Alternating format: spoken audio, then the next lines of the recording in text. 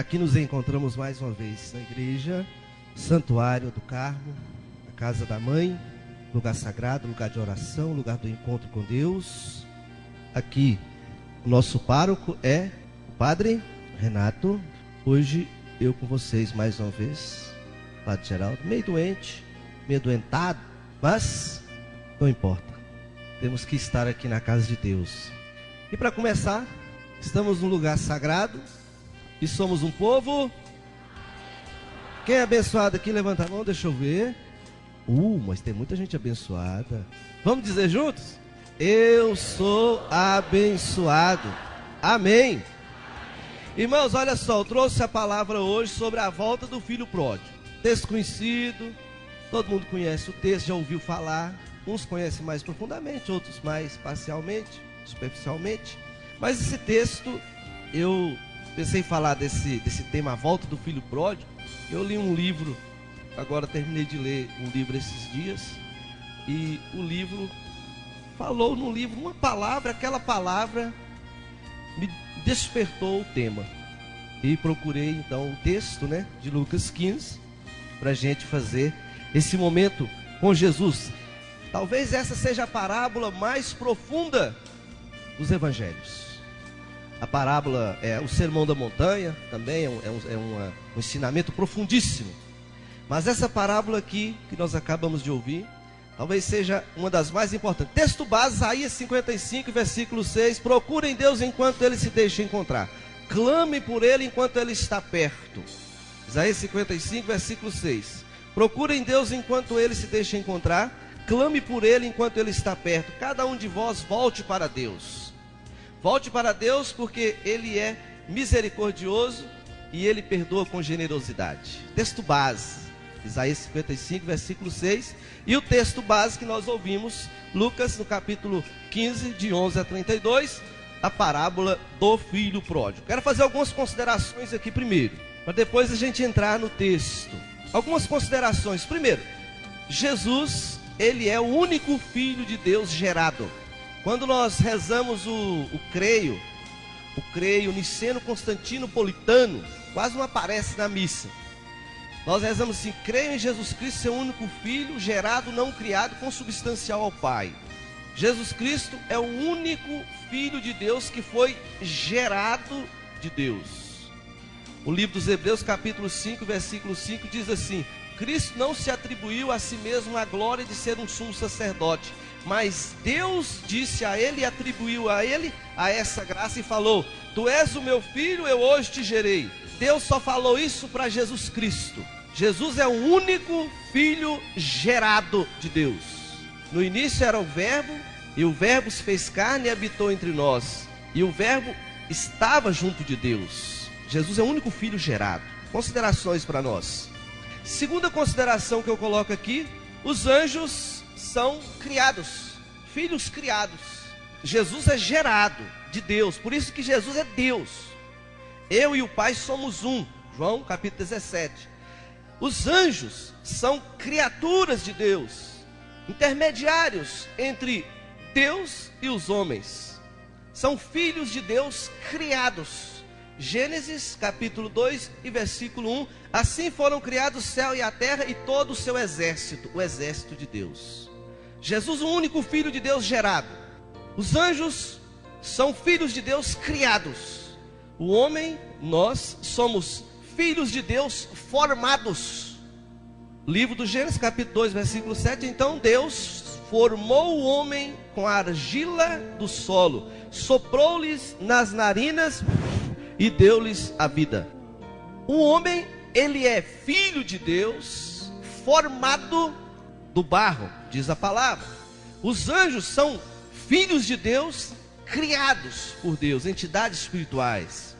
E Jesus, o único gerado de Deus. Interessante, ninguém nunca falou isso aqui. Considerações iniciais, eu trago aqui três fases distintas do filho pródigo. Nós ouvimos. A primeira fase que eu trago aqui é aquela fase que ele era feliz e não sabia. Estava na casa do pai, tinha tudo. Aquela fase da revolta. aquela fase assim da adolescência, aquela fase que está com raiva de tudo e de todos, não sabe por quê, aquela fase que está inconformado, aquela fase que quer liberdade, aquela fase que quer ser livre.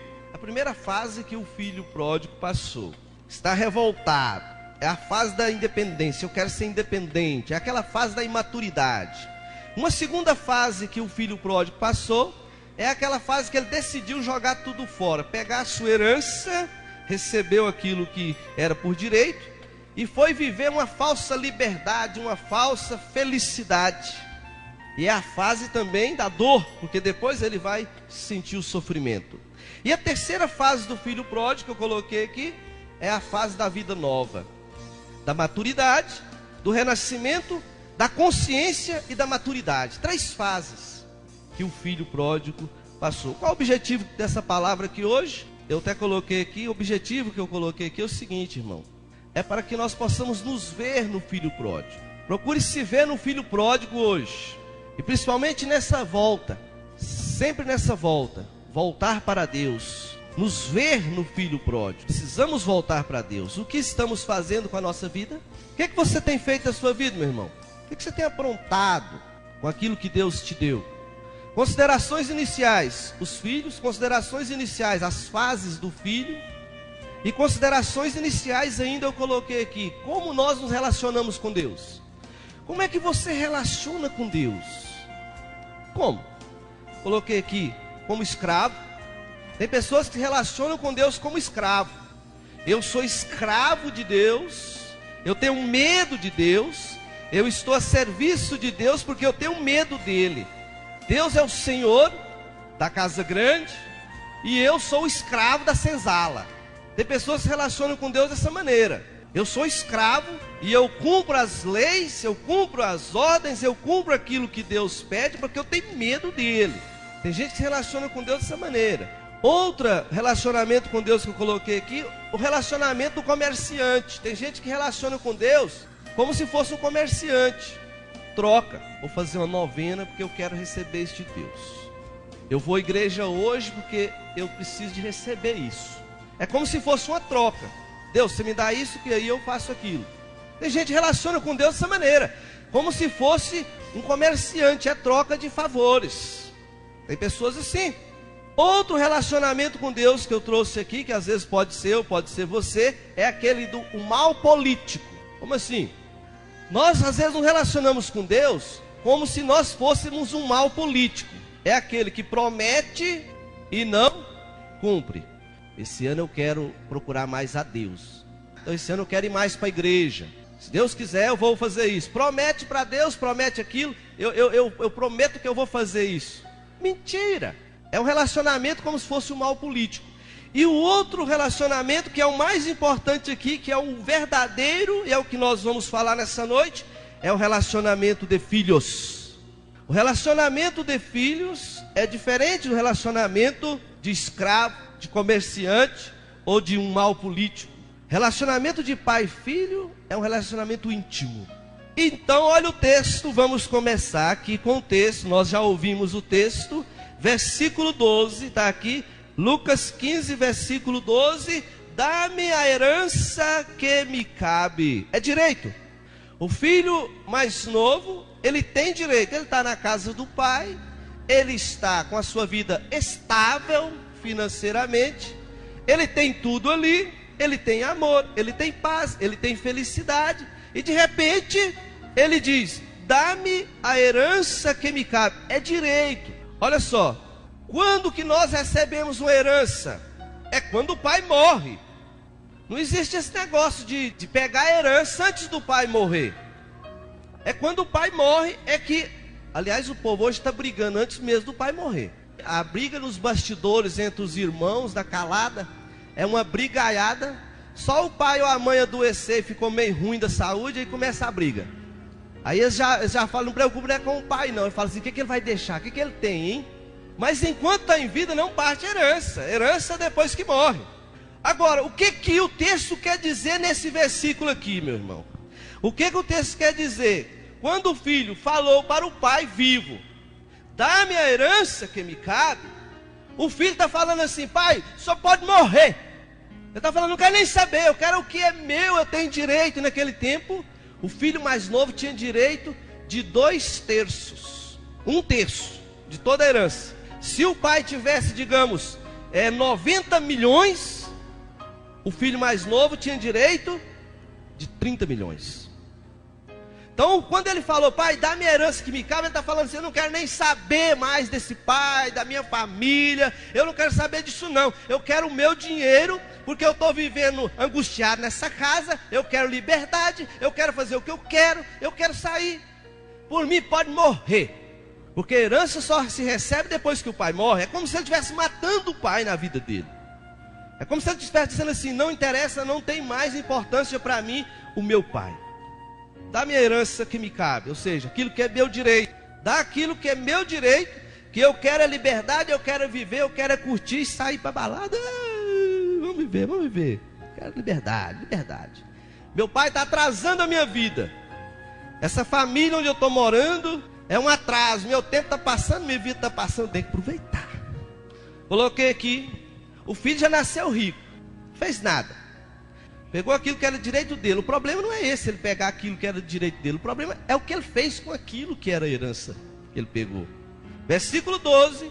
O pai dividiu os bens entre eles. Está aqui, versículo 12. Pai, dá minha parte que me cabe. O pai dividiu os bens entre eles. Mesmo o pai não querendo que o filho saísse de casa, o pai deu a ele aquilo que era de direito. Você é livre. Se você quiser ficar, você fica. Se você quiser sair, você pode sair. Mas eu não vou deixar você sair sem levar o que é de direito seu.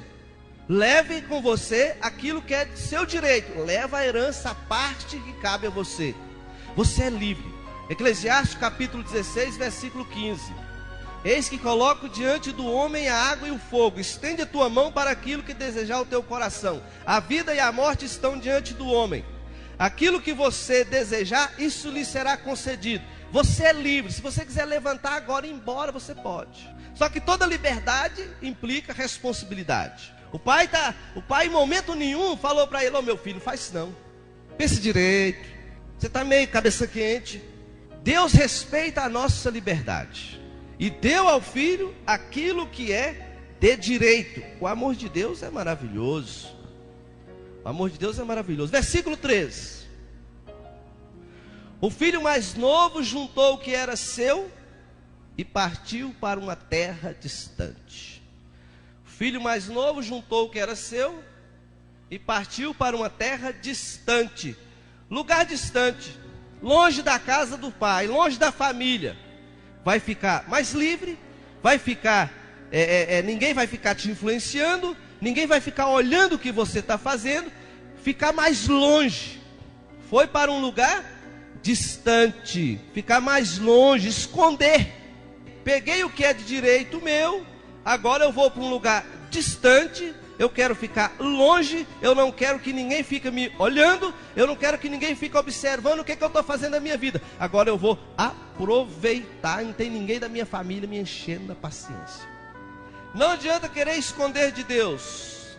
O filho mais novo aqui, ele queria liberdade, pegou tudo que era de direito seu, foi para uma terra distante, para não ser influenciado.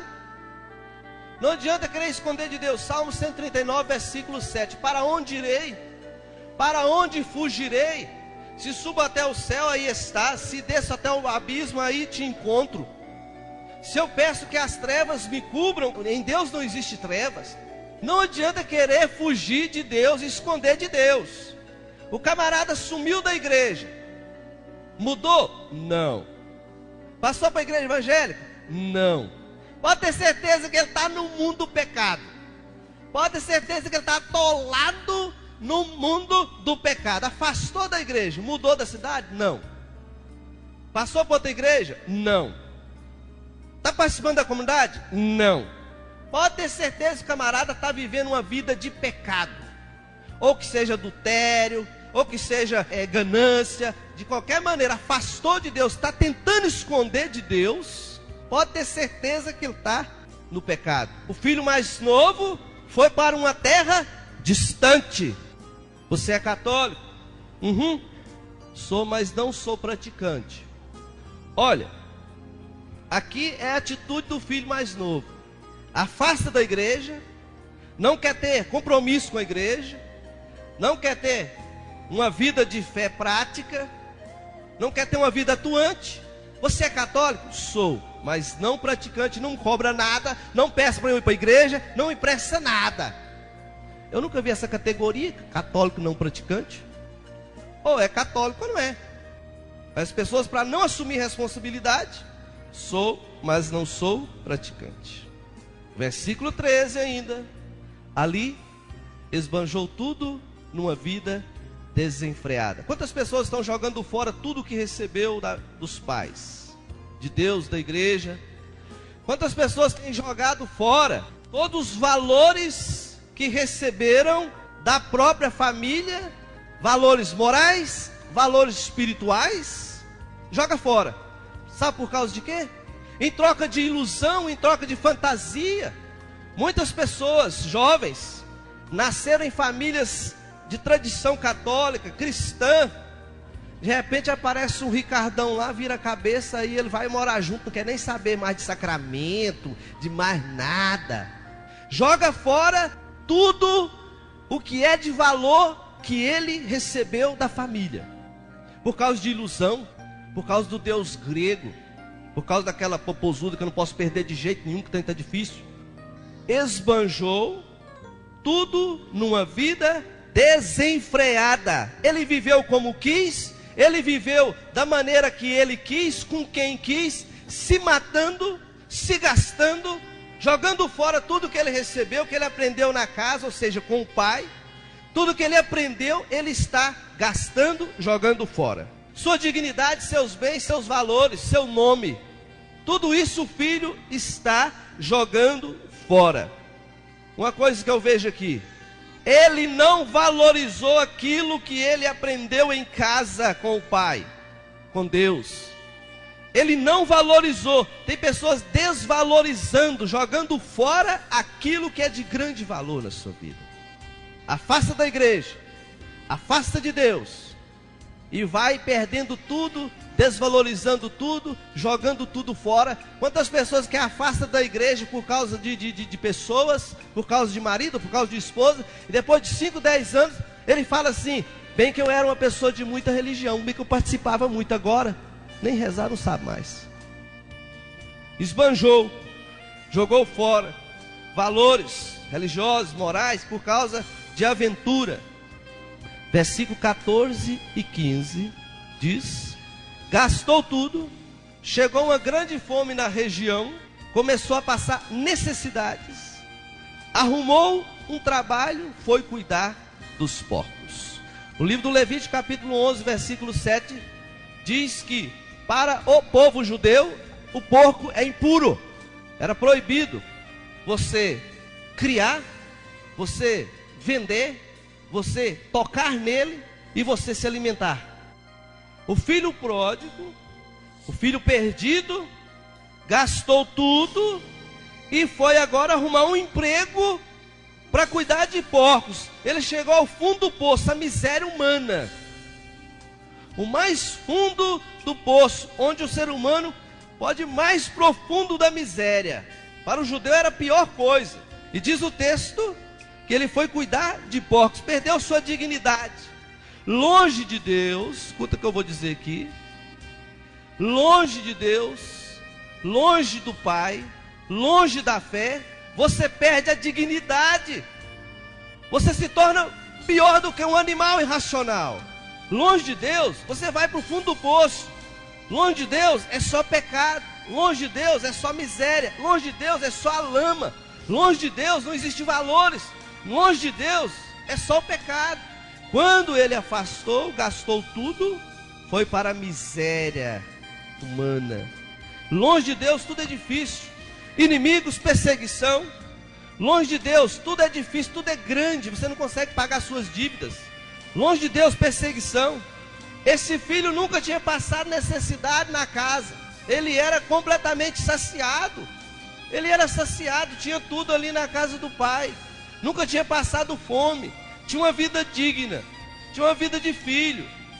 Depois que resolveu aventurar-se, foi cair na miséria humana. E uma coisa que eu coloquei aqui, o patrão versus o pai. Ele foi procurar, versículo 14 e 15, está aqui. Ele foi procurar um homem, aqui ó, então foi pedir trabalho a um homem do lugar, que o mandou cuidar dos porcos. O patrão e o pai.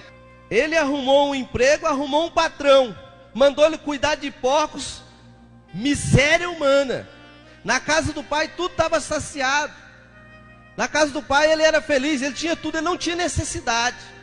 Mas, quando ele foi trabalhar, ele foi para a miséria humana. E o que eu falo aqui é o seguinte: quem não é pai, não ama, não cuida, não zela. Quem não é pai, não ama, não cuida, não zela. Quando ele arrumou o patrão, foi cuidar dos porcos. Quando ele estava na casa do pai, dignidade de filho. Eu coloquei um poema aqui, eu vou recitar, um poemazinho pequenininho, de Manuel Bandeira, a maioria conhece, chama O Bicho. Olha o que o poema diz. Vi ontem um bicho na imundície do pátio, catando comida entre os detritos. Quando achava alguma coisa, não examinava nem cheirava, engolia com voracidade. O bicho não era um cão, não era um gato, não era um rato. O bicho, meu Deus, era um homem. A situação do homem, quando vai para a miséria do pecado, ele deixa de ser homem e passa a ser pior do que um animal. O filho mais novo aqui, diz o texto que ele queria comer a comida do porco. Ou seja, ele se tornou pior do que um animal, por causa do pecado, por causa do afastamento de Deus. Se tornou um animal irracional, a miséria humana. Eu coloquei: o pai ama, o pai cuida, o pai zela, o parente zela, o parente cuida. Quando a pessoa cai no mundo das drogas, quando a pessoa cai no mundo da prostituição, a pessoa cai no mundo, lá na miséria humana mesmo, o que acontece? A pessoa deixa de ser gente, passa a ser como se fosse um animal, a miséria humana. E eu contei aqui, lembrei aqui, aquele fato, que o parente ama. Aquele fato, a menininha subindo o morro lá, menininha pequena, quase meu tamanho, menina pequenininha, carregando um mutreco de lado assim, um meninão. Sabe que as mulheres carregam o menino assim, né? Hoje ainda carrega ainda, não carrega? Aqui na escadeira. Mas agora hoje está chique, tem umas cadeirinhas por nas costas, tem uma bicicletinha com um negocinho para carregar. Mas o tempo atrás colocava aqui, ó. Aí a menininha carregando um mutreco aqui do lado, mas um meninão. Aí eu falei: ô menino, esse menino tá pesado pro seu, ué. Ela falou assim: não tá não, ele é meu irmão. Se é irmão, não pesa. Se é irmão, cuida, zela. Depois aquele outro caso que eu contei, lá na portaria da festa de exposição, eu estava lá, tinha um cara bêbado na calçada. Ele estava na calçada, dormindo lá na calçada. E eu estava na portaria lá, esperando os amigos. Aí eu vi o bêbado lá. E as pessoas iam passando, nem via ele ali. Nem via ele ali. Passava direto. De repente veio umas meninas, um olhou, passou, depois olhou de novo, voltou e falou com as colegas: pode ir, depois eu vou. E agachou perto dele lá, olhou para todo mundo. Eu estava lá em pé, olhou para mim e fez assim. Falei assim: ah, meu Deus do céu, vocês, que será? Aí eu cheguei lá e falou assim: você ajuda a colocar ele no táxi, porque é meu irmão que está desde ontem na rua bebendo. Ninguém vê, se não for o pai, a mãe e o irmão. Ninguém vê. Sabe, o filho mais novo aqui deixou a casa do pai, depois foi procurar emprego. O patrão mandou ele cuidar dos porcos. Vai para a miséria humana. Não faça isso. Não troca sua família por aventura. Não troca sua família por fantasia. Não troca sua família por falsa felicidade. Não troca sua família por falsa liberdade, porque senão você vai cair na miséria. Dê valor à casa do pai, à casa de Deus, à casa dos parentes. Tem aquela música: tua família, volta para ela. Joga fora não. Coloquei uma coisa interessante aqui. Por que que o pai não foi atrás do filho? Por que que o pai não foi atrás do filho? Por que que ele esperou o filho voltar? A coisa mais difícil que tem é você convencer uma pessoa que ele está errado. O filho está dentro de casa, está errado, o pai fala, a mãe fala, todo mundo fala, mas não consegue convencer. A melhor coisa é você deixar ele quebrar a cara para ele aprender. Aí quando ele quebra a cara de verdade, aí ele aprende. O pai não foi atrás do filho, exatamente por isso. Deixa que ele vai aprender com as pessoas, com o mundo. Deixa ele aprender. Não é fácil convencer a pessoa que ele tem que mudar de vida. É difícil. Convencer a pessoa não é fácil, não. Versículo 17 diz assim, versículo 17: então caiu em si e disse: quantos empregados o meu pai tem pão com fartura, e eu aqui morrendo de fome. Versículo 17: caiu em si. Quantos empregados do meu pai têm pão com fartura, e eu estou aqui morrendo de fome. Caiu em si. Ele estava lá junto com os porcos, estava na miséria, naquela situação de desgraça. Lembrou da casa do pai, e agora o texto diz: caiu em si mesmo. Ele não caiu nem para frente, nem para trás, nem de lado. Ele caiu dentro de si mesmo. Uma introspecção, uma consciência de si mesmo. Enquanto a pessoa não toma consciência da desgraça que ele está fazendo na vida dele, ele não muda. Enquanto a pessoa não toma consciência que ele quebrou a cara, e que esse caminho que ele está vivendo, e o que ele está vivendo é uma maior burrada da vida dele, enquanto ele não cai em si, tomar consciência de si mesmo, enquanto ele não faz isso, não acontece a transformação, a cura, a libertação. 1 Coríntios 10, 12. Aquele que pensa estar de pé, cuidado para não cair. Caiu em si mesmo, caiu em si. E eu falo, cair em si não é fácil. Olhar para dentro da gente, olhar para si mesmo. Gente, olha a situação que eu estou vivendo, meu Deus do céu. Olha que situação, eu tomei essa decisão na vida, e olha onde é que eu cheguei. Olha que inferno que eu fiz na minha vida. Olha que situação complicada que eu estou vivendo. Espera aí, tem solução? Tem. Ele lembrou da casa do pai. Então caiu em si, consciência do mal que ele fez. E diz o texto, versículo 17: quantos empregados meu pai tem com fartura, e eu aqui morrendo de fome. Caiu em si e disse: vou voltar para a casa do meu pai. O interessante aqui é que ele sabia onde era a casa do pai. Ele sabia onde o pai morava, a casa que ele tinha deixado. Ele sabia o caminho como chegar lá. Mas enquanto ele não tomou consciência, enquanto ele não gastou tudo, quando ele chegou na miséria, aí sim ele tomou consciência. Agora, olha o que o texto quer dizer. Quantas pessoas sabem onde é que fica a igreja? Quantas pessoas sabem onde é que está o padre ali atendendo a igreja, na secretaria? Quantas pessoas sabem onde é que está a capela? Sabem onde é que está o santuário? Sabem onde é que está a casa de Deus? E não toma consciência que precisa voltar. Sabe o caminho, sabe o que a palavra diz, sabe o que é lá, e sabe a burrada que está vivendo, e insiste em ficar ali. É igual a mulher casada que apanha do marido. Apanha uma vez, depois ele chega: oh meu amor, desculpa, não vou te fazer isso mais não. Ah, então tá bom, mudou. Passa um tempo, apanha de novo. Aí ele vem carinhoso: não, eu estava alterado, não, você me perdoa, tá? Eu perdoo. Sempre acreditando que ele vai mudar, sempre acreditando que ele vai mudar. 20, 30 anos acreditando que vai mudar. Sabe o caminho que tem que tomar, sabe a atitude que tem que viver, e não volta. O filho pródigo sabia, ele sabia onde estava a paz, ele sabia onde estava Deus, ele sabia onde estava a cura, ele sabia onde estava a felicidade, ele sabia onde ele era feliz. E falou: eu vou voltar. Versículo 18: vou voltar para a casa do meu pai, e vou dizer-lhe: pai, pequei contra o céu e contra ti, não sou digno de ser chamado teu filho. Aqui está o momento da cura. Vou voltar. Decisão. Primeiro caiu em si, tomou consciência da burrada, tomou consciência da situação. lembrou da casa do pai, e agora tomou uma decisão: vou voltar para a casa do meu pai. E eu te falo aqui agora, eu não sei qual a situação que você está vivendo, situação de pecado, não sei. Eu não sei qual a situação que você está vivendo, mas toma agora uma decisão. Toma uma decisão na sua vida. Eu não posso continuar assim, eu estou sofrendo por causa que eu fiz isso. Tem como reverter? Tem. Tem como eu voltar? Nada está perdido. Não desista.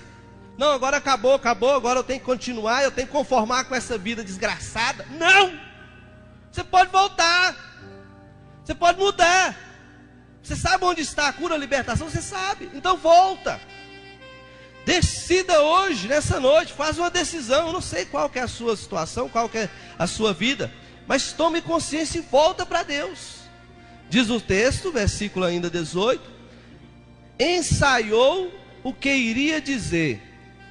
Vou chegar lá e vou dizer: Pai, pequei contra o céu, contra ti, não sou digno de ser chamado de teu filho, trata-me como um empregado. Ele arrumou desculpa, ele tinha que falar alguma coisa. Só que para Deus não são palavras que importam. Para Deus não importam as palavras. Para Deus importa a atitude da pessoa. A atitude da pessoa. E olha o que o texto fala.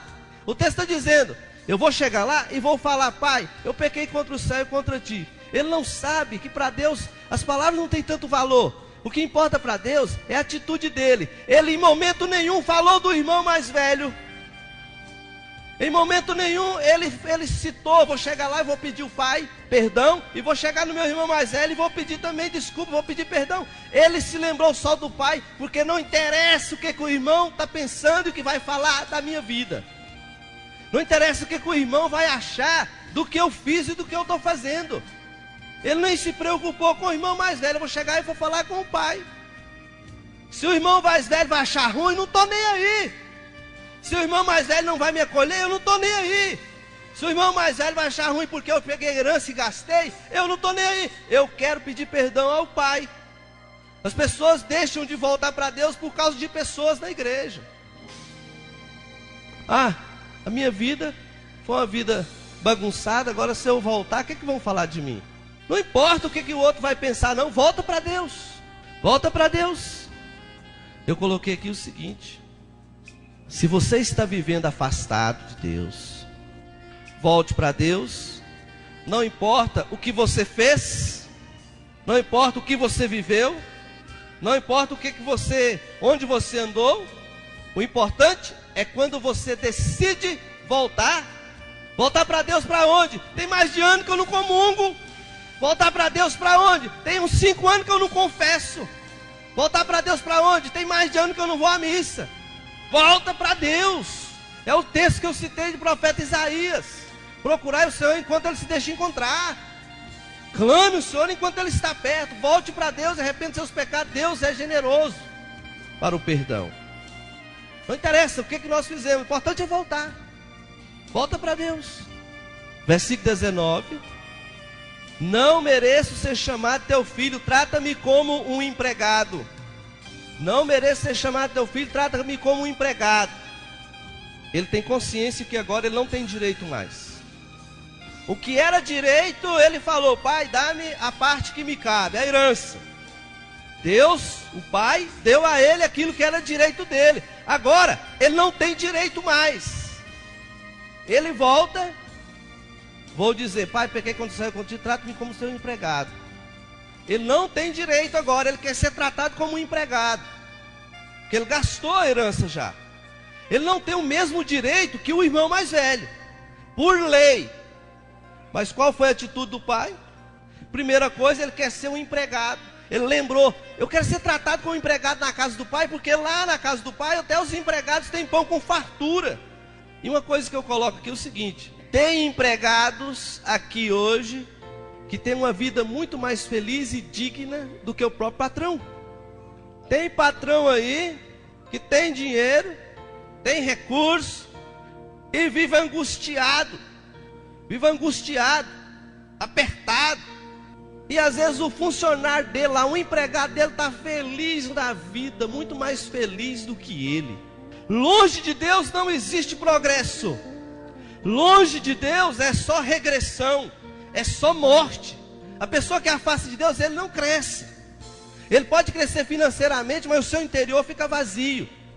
Por isso tem pessoas que têm dinheiro aí e vivem angustiado, depressivo, procurando psicólogo e tudo mais. Ele quer ser tratado como empregado na casa do Pai, porque ele sabe que mesmo como empregado ali, ele vai ser feliz. Mesmo como empregado ali, ele vai voltar à felicidade. Isaías 59, versículo 1. Veja, o braço de Deus, a mão de Deus, não é incapaz de salvar. São os vossos pecados que transformaram, que criaram um abismo entre vós e vosso Deus. Então, quando afastamos de Deus, vamos criando um abismo entre nós e Deus. E aí, não sentimos a cura, não sentimos a libertação, não sentimos as graças, não sentimos as bênçãos. Mas você está junto de Deus, pouca coisa você é feliz. Pergunto, quanto tempo você está longe de Deus? Quanto tempo você está longe da igreja? Quanto tempo você está longe da confissão? Quanto tempo você está longe da Eucaristia? Quanto tempo você está longe da casa de Deus?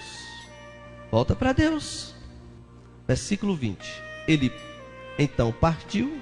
Quando estava longe, o pai o avistou, cheio de compaixão, correu-lhe ao encontro. Olha, ele voltou, partiu, tomou decisão, caiu em si, tomou decisão, partiu para a casa do pai. Ainda estava longe, o pai o avistou, cheio de compaixão, correu-lhe ao encontro. Isaías 49, 15. Pode a mãe esquecer o filho que ela gerou? Mesmo que ela esquecesse, eu não esqueceria nunca. Pode a mãe esquecer o filho que ela gerou? Mesmo que ela esquecesse, eu não esqueceria nunca. O pai nunca esqueceu do filho.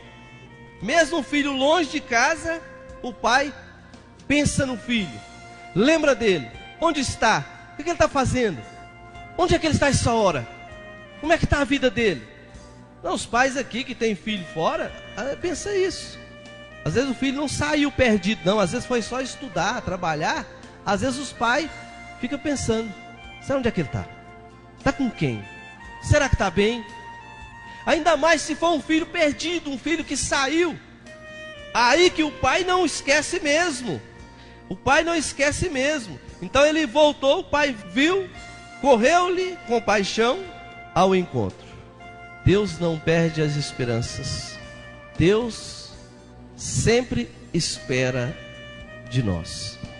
Deus não perde a esperança de você. As pessoas perdem a esperança e deixam de acreditar em você. Quantos pais que nem acreditam no filho mais? Não, meu filho tem mais jeito não. Fulano não tem mais jeito, acabou. Deus, não importa a situação que a pessoa está, Deus continua acreditando que você é capaz de transformar a sua vida e se voltar para a casa do Pai e ser um exemplo. Eu posso duvidar, você também pode duvidar do outro, mas Deus não duvida e Deus sempre espera. Deus acredita, não importa a sua situação.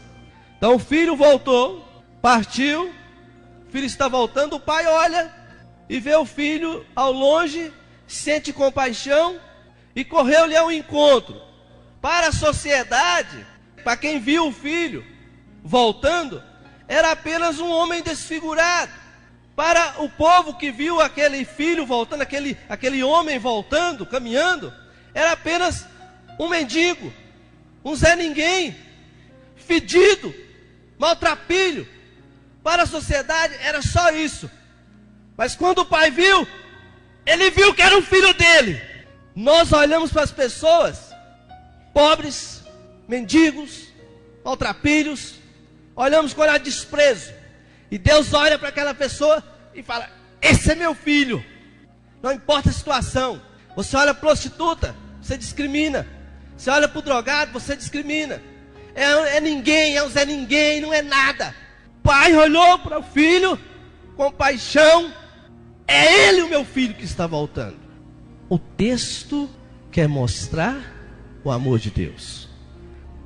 Diz o texto, sentiu compaixão, abraçou e beijou. Não importa como o filho está, não importa que maneira que ele está. Está fedido. Não importa o que ele fez, não importa onde ele andou, o pai o abraça e beija. Com certeza esse momento foi o momento de mais profunda cura e libertação na vida do filho, porque ele sentiu o abraço do pai e o beijo de Deus. Sinta nessa noite o abraço do pai e o beijo de Deus. O beijo de Deus, o abraço de Deus cura todas as feridas. O beijo de Deus, o abraço de Deus cura toda doença, toda enfermidade, liberta e salva de todo mal. Nesse momento aconteceu a cura plena do filho que sentiu o quanto o pai o amava. O beijo de Deus cura tudo. Cura nosso passado, nossas carências profundas. O beijo de Deus nos sacia, transforma e nos dá dignidade. O abraço de Deus, o beijo de Deus. Deixa Deus beijar você. Versículo 21. O filho disse: pai, pequei contra o céu e contra ti. O pai fez de surdo e falou: trazei a melhor roupa. Olha só. Olha o que o texto diz. Depressa, tragam a melhor túnica para vestir meu filho. Coloquem um anel no dedo e sandálias nos pés. Matem um novilho gordo, vamos festejar. Versículo 21. O pai fez de surdo. Pequei contra o céu, contra ti, não sou digno de ser chamado teu filho. Trata como um dos teus empregados. O pai falou: depressa, traga a melhor túnica, a melhor roupa. Olha o que o pai está fazendo, o que o pai está falando. Meu filho está voltando, e os empregados que cuidam da casa não é para olharem para ele como se ele fosse menor e inferior, porque ele saiu de casa, gastou tudo, teve uma vida desregrada. Não é para olhar para ele como inferior ao irmão mais velho. Traga a melhor roupa, ou seja, ele continua sendo filho. Ele é tratado como filho, não como inferior. Coloca o anel no dedo. O anel da família era autoridade. Autoridade de filho. O pai não está, o filho tem autoridade. Coloca o anel no dedo. Ele tem autoridade. O diabo sabe que quando nós nos afastamos de Deus, nós perdemos a autoridade. Por isso que Jesus falou: eu vos dou autoridade de expulsar os demônios em meu nome. O anel confere a ele a autoridade de filho. Então quando o pai fala assim: traz o anel, coloca no dedo dele, ele tem autoridade. E se você é filho, nós somos filhos, mas se você está afastado de Deus, você perdeu a autoridade de filho e o diabo vai te jogar na lama. Mas enquanto você está na casa, você tem autoridade. Autoridade de filho de Deus. Sandálias nos pés. Sandália, você é livre aqui na casa. Você é livre, você não é escravo, você não é empregado, você é livre. E o último versículo: trazei um novilho, vamos festejar. Este meu filho estava morto e tornou a viver, estava perdido e foi encontrado. Todos se alegram com a transformação, com o renascimento. A preocupação do pai não é com os bens que ele jogou fora. A preocupação do pai é com a vida do filho. A preocupação de Deus é com a sua vida. A preocupação de Deus é com a minha vida. Estava morto, diz a palavra, e voltou a viver. Longe de Deus, morte espiritual. Longe da casa do pai, morte espiritual. Última coisa que eu quero falar para você hoje. Não esqueça que você é filho de Deus. Vamos falar comigo: eu sou filho de Deus. Eu tenho autoridade de filho de Deus. Eu tenho a liberdade de filho de Deus. Porque o pai me ama. Devemos nos relacionar com Deus como filhos. Então sinta hoje esse abraço de Deus, o beijo de Deus, essa veste nova, esse anel que traz autoridade, essas sandálias da liberdade. Volte para Deus. Convido você agora a fechar seus olhos. Vamos, através dessa música, fazer a nossa oração também, reconhecendo que necessitamos voltar à casa do Pai sempre, reconhecer nosso pecado, sendo transformados por esse amor misericordioso.